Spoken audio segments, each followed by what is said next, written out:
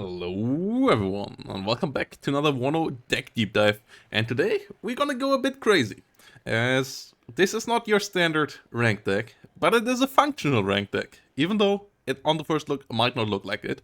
And props go out to a wooden box who forced me to play a similar deck to this on stream, and I realized this is actually really kind of viable at the moment, as we have a 5th Blindee deck without any infantry.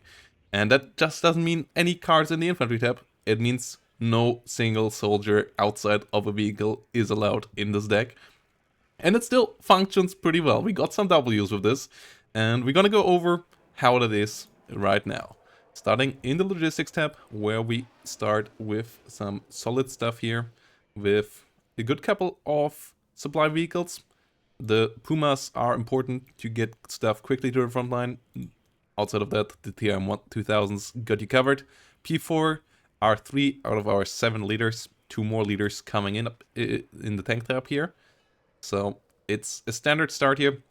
P4 is quite important as it is fast, and it gives you a couple more numbers. The VAB could be an option as well, but as you want to stay agile with these leaders anyways, the difference is not that big. So P4, pretty important here to capture early on. Infantry tab, as said, pretty empty here. Nothing to be seen. Artillery tab, important factor as well. The MXF ones have the mission of eliminating any ATGM team that is spotted on the map and hit those things hard. And then the BM81 have the job of creating smoke screens in case the enemy has too many IFVs with ATGMs or too many high-level tanks, so that your French tanks can get closer and can get into knife fight distance. So the BM81s pretty important as well, and they function all pretty well together here. MXF1s eliminating those annoying strong points, and the BM81, if the enemy has too much at some spot or has an annoying angle, can deal with that quite nicely as well. And 65 points here for these things is pretty cheap as well. Tank tab is obviously completely filled, and it is filled with important units as well.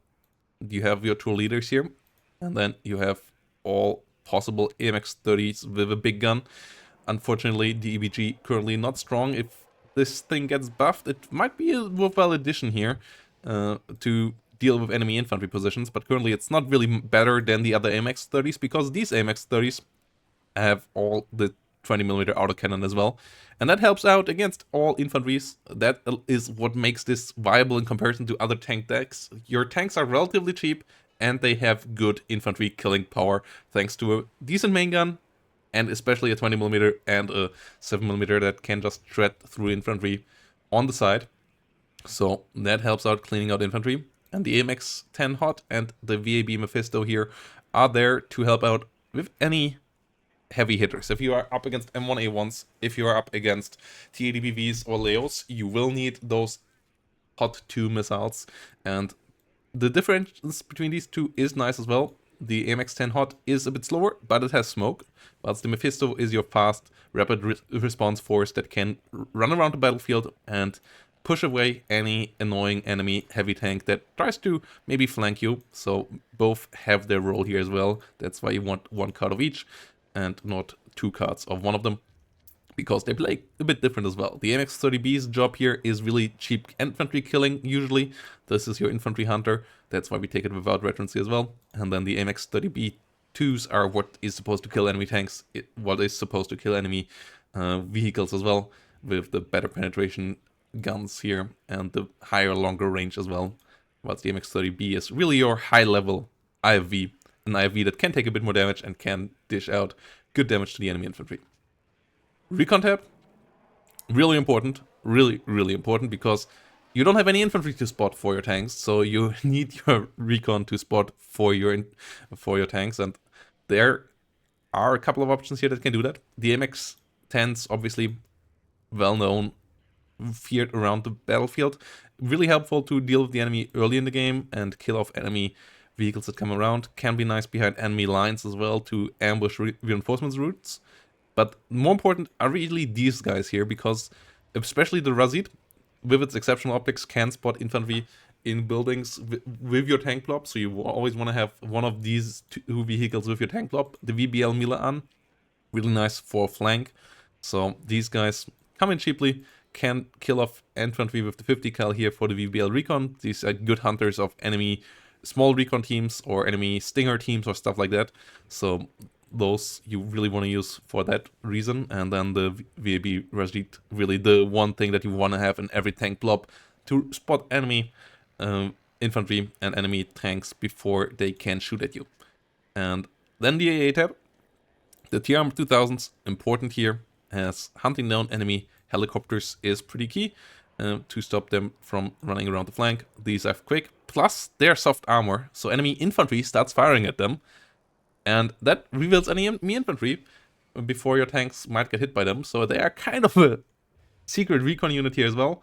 Whilst they also can do some okay damage against infantry, though currently the 20mm not that amazing against infantry, unfortunately, as an AA version. And then the other units here are the MX-13 here against helicopter as well, and the Rolands are here against planes, so that enemy planes always end up as a suicide. Like, your tanks are cheap enough that any plane that can one-shot them, if you kill it, it's not worthwhile the enemy cost, and you have good enough availability that it doesn't really matter either. So you want to have always 2-3 Rolands around, so that you make sure that the enemy plane doesn't make it back out alive. And with that, you make sure that the enemy is not getting profit out of bombing your shit. So yeah, Rolands are there. You always want to have some Rolands behind your lines. Roland 2 can't be hit by seed, so it is quite nice around there as well to push back enemy seed planes. So you want to have a mix of these as well. Helicopters, pretty important tab as well. If the enemy has heavier tanks, having some gazelles flying around is pretty nice. Gazelle cannon, also here to overwhelm enemy infantry forces. It's not really cost efficient. It is a pretty terrible helicopter, but it has a function here in this deck that you can't really fill any other way. It is there for both scouting and killing of infantry from around the corner.